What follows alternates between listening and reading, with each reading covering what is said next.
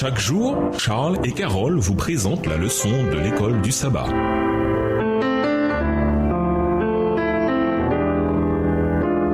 Bienvenue dans votre émission. Dieu nous parle. Nous voilà à la leçon de dimanche, le baptême de Moïse. Lisons 1 Corinthiens 10, versets 1 à 11. Que voulait dire Paul à ses lecteurs de Corinthe en parlant d'exemple? 1 Corinthiens 10, versets 1 à 11. Frères, je ne veux pas que vous ignoriez que nos pères ont tous été sous la nuée, qu'ils ont tous passé au travers de la mer, qu'ils ont tous été baptisés en Moïse dans la nuée et dans la mer, qu'ils ont tous mangé le même aliment spirituel et qu'ils ont tous bu le même breuvage spirituel, car ils buvaient à un rocher spirituel qui les suivait, et ce rocher était Christ. Mais la plupart d'entre eux ne furent point agréables à Dieu, puisqu'ils périrent dans le désert. Verset 6. Or, ces choses sont arrivées pour nous servir d'exemple, afin que nous n'ayons pas de mauvais désirs comme ils en ont eu. Ne devenez point idolâtres, comme quelques-uns d'eux. Selon qu'il est écrit, le peuple s'assit pour manger et pour boire, puis ils se levèrent pour se divertir. Ne nous livrons point à l'impudicité, comme quelques-uns d'eux s'y livrèrent, de sorte qu'il en tomba 23 000 en un seul jour. Ne tentons point le Seigneur, comme le tentèrent quelques-uns d'eux, qui périrent par les serpents. Ne murmurez point, comme murmurèrent quelques-uns d'eux, qui périrent par l'exterminateur. Ces choses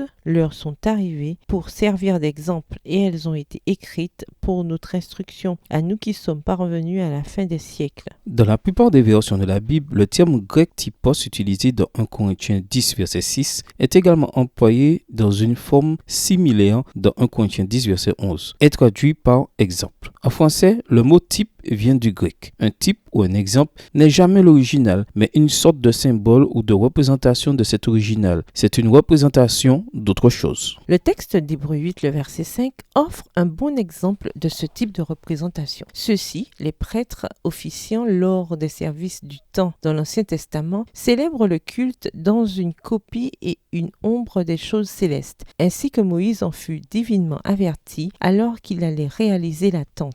Regarde, dit-il, tu feras tout d'après le modèle qui t'a été montré sur la montagne. Ce passage de l'Épître aux Hébreux souligne le lien direct entre les réalités célestes et les réalités terrestres et cite ensuite le verset d'Exode 25, verset 9, où Dieu demande à Moïse de construire le sanctuaire du désert en se conformant exactement au modèle qu'il a vu sur la montagne. En effet, le sanctuaire terrestre à tous ces rituels et toutes ces traditions était un exemple, un symbole, une représentation de ce qui se passe au ciel avec Jésus officiant en tant que grand prêtre dans le sanctuaire céleste. En gardant cela à l'esprit, nous comprenons mieux ce dont parle Paul dans 1 Corinthiens 10. Dans ces versets, il revient sur certaines expériences majeures qu'a vécues le peuple de Dieu dans le désert, tandis qu'il se dirigeait vers la terre promise. L'expression « nos pères » utilisée par l'apôtre fait référence au peuple juif qui avait quitté l'Égypte, suivi la nuée et traversé la mer Rouge, et qui, désormais libéré de l'esclavage, avait ainsi pris un nouveau départ symbolisé par ce baptême. Paul considère les différentes étapes du voyage des Israélites dans le désert comme un type ou exemple du baptême individuel. Ainsi, selon sa logique, la nourriture spirituelle est une référence à la manne, voir Exode 16, les versets 31 à 35. Israël a bu l'eau qui sortait d'un rocher et que Paul identifie au Christ, voir 1 Corinthiens 10, verset 4. En effet, Jésus est par exemple appelé le pain de la vie, Jean 6, verset 48, et l'eau vive, Jean 4, verset 10. Et tout cela est parfaitement logique. Ainsi, Paul s'appuie sur l'histoire de l'Ancien Testament pour révéler des vérités spirituelles qui concernent chaque chrétien aujourd'hui. Réfléchissez à l'expérience des Israélites tandis qu'ils voyageaient dans le désert. Quelles leçons spirituelles pouvons-nous tirer des exemples bons ou mauvais qu'ils nous ont laissés? Au revoir. Et à demain si Dieu veut.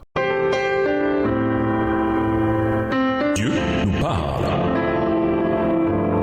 Chaque jour, Charles et Carole vous présentent la leçon de l'école du sabbat.